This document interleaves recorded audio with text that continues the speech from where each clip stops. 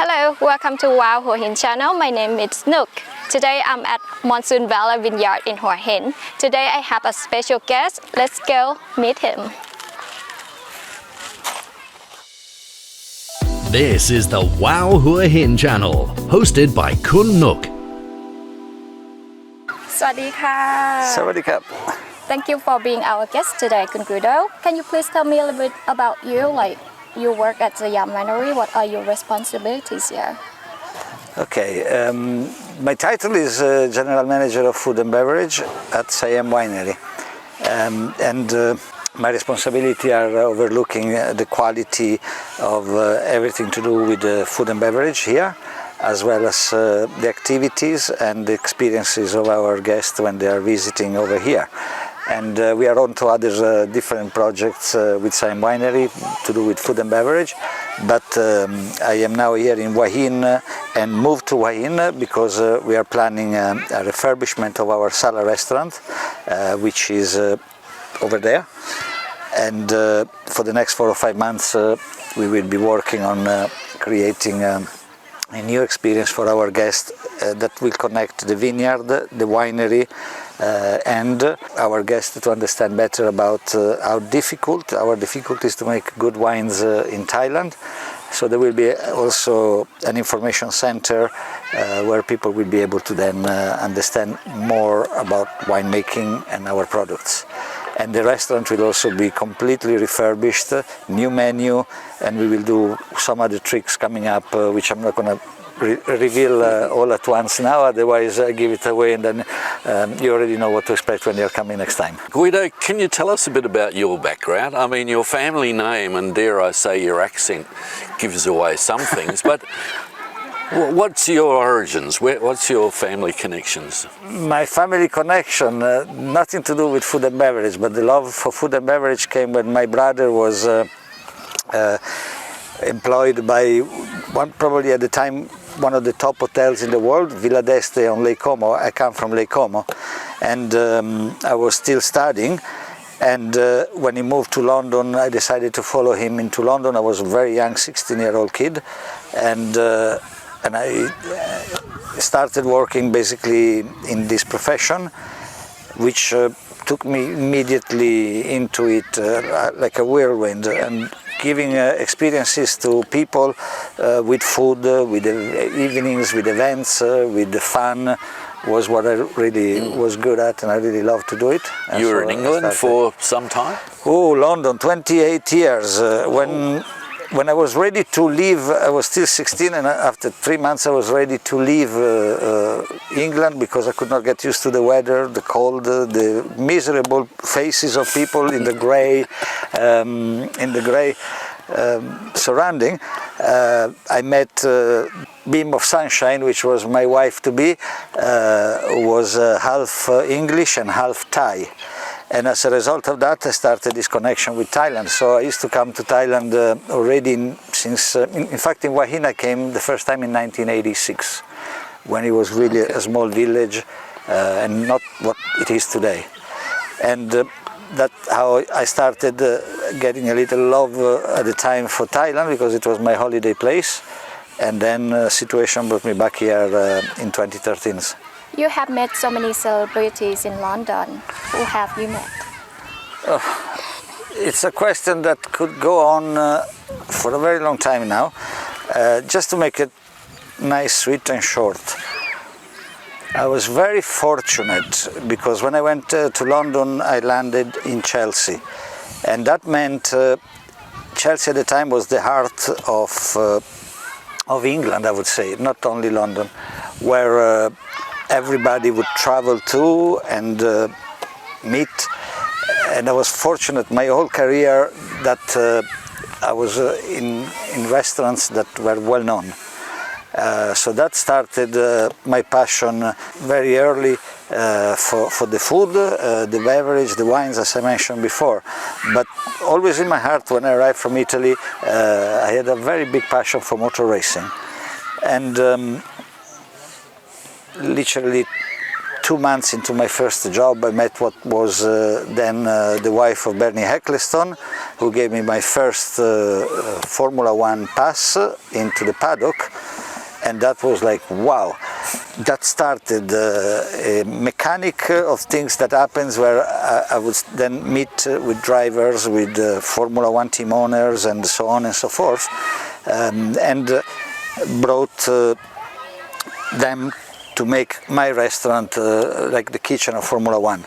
And as a result of that, we started having more celebrities and more sport personality. I was next door to the Chelsea football ground, so I became the kitchen of Chelsea Football Club, including Abramovich requesting me to cook for him, only me. And You were the chef. Who was that again, Guido? Abramovich at the time when he was the owner of Chelsea Football Club.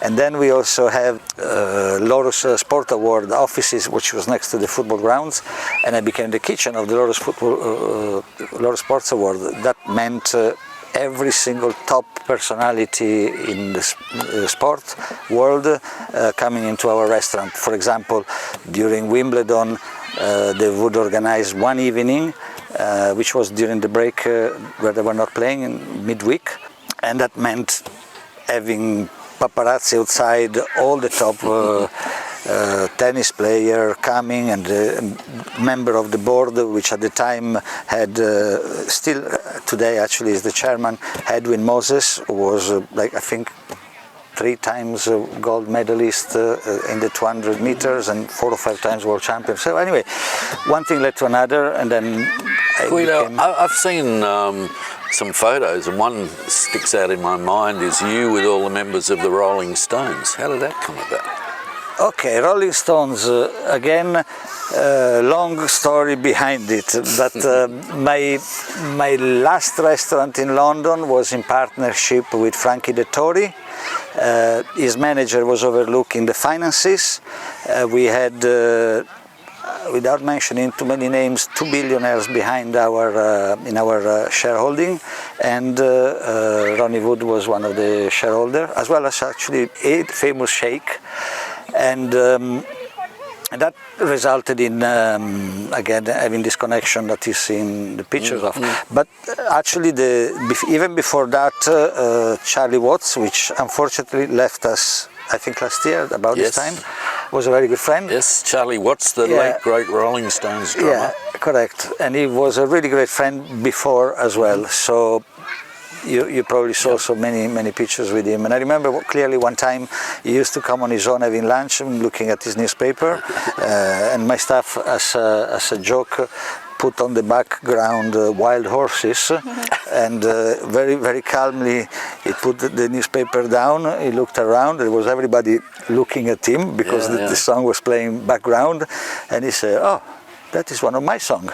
And then he picked up the newspaper, he started reading again, and everybody laughing. If we switch back to the Formula One scene, one of the important connections that's led on to today would be with Alex Albon, now a Team Williams Formula One driver. As a result of all my Formula One connection, we had Rod Vickery, who at the time was the manager of Johnny Herbert and Eddie Irvine, and he was scouting for new talents, and he came up one time knowing that I should have mentioned that Monsoon Valley, it's a really big part of my life from the beginning, because I met the owner and we became friends then in 1996, when this was not even here, and we were already tasting the first bottles of Monsoon Valley wines. And him being Thai, and Alex Albon being half Thai and half English, Rod Vickery asked me if I would kindly introduce him to the owner here for a sponsorship, because the kid was 11-year-old and very fast. And his mother was Thai, his father was English. So I clearly remember seeing this kid coming into the restaurant, and the table were higher than his head, and sitting down. And after a short conversation and a short introduction about how good he was as a driver, they decided that it would be sponsored by Red Bull at the time. and so turned 360 degrees around. This year we became involved with Alex again as the ambassador for Monsoon Valley, and sponsor when he started working at Williams Formula One. So it was like a home from home for him in a way, and really nice to catch up again after so many years.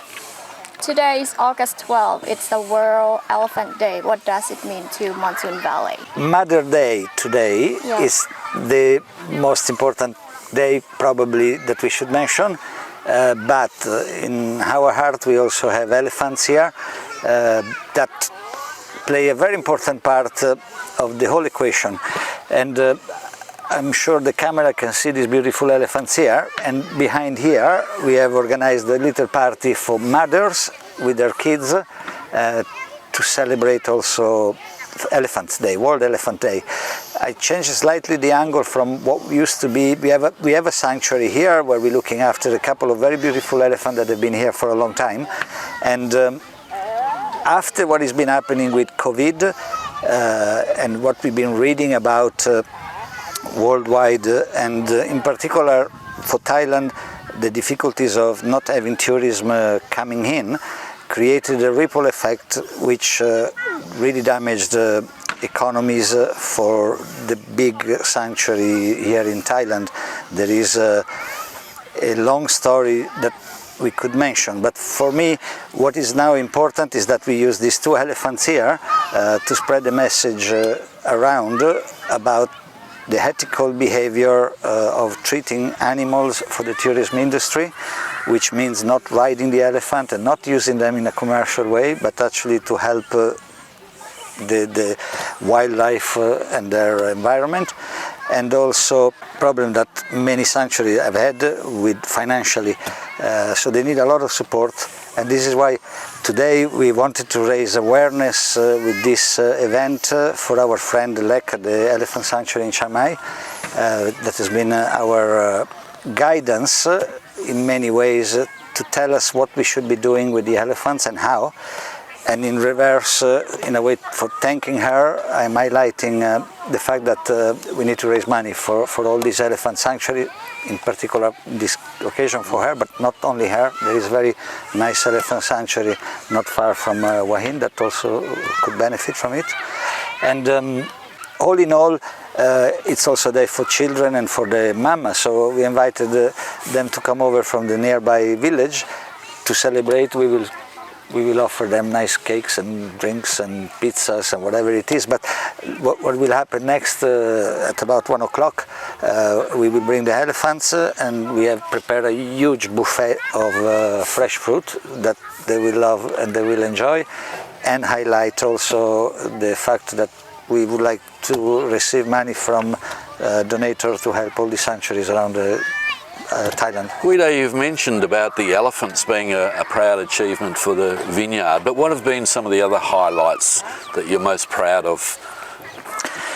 Here, of course, has to be the product, the main product that we are here for, which is our wines. As I mentioned before, in 1996, when the whole story started, we were tasting the first bottle made by our French winemaker, and these bottles used to come with a piece of paper stuck with the sellotape, and we would do the tasting in those days of the first wines. And fast forward to 2022, we have over 300 awards for our wines. We won gold medals, the International Wine Challenge and others. We have been listed in many publications where our wines have made to the very top and the quality, competing against New World and the Old World of wines. And if I'm thinking 1996 and today, and the difficulties that we are having growing wines in this latitude, because it's not Europe where you have 4 seasons. Fast forward another 20 years ahead, I think it's very exciting, the technology that is coming up and everything, most probably, and the changes also in the climate that the world is facing. we will probably have the finest wines.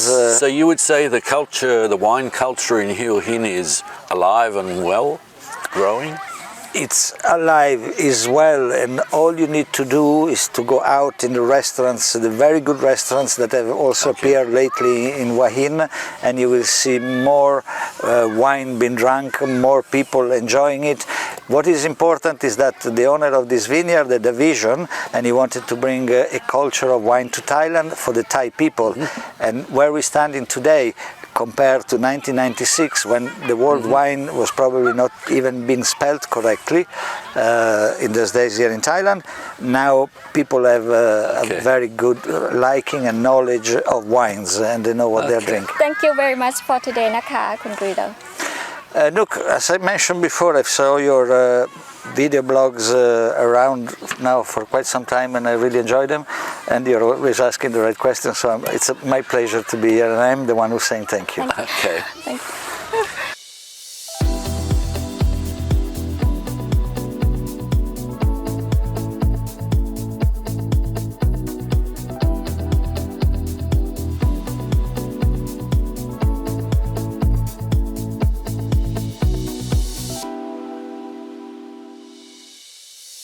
Thanks for watching the Wow Hua Hin channel. Do leave your comments or questions below and we'll get back to you.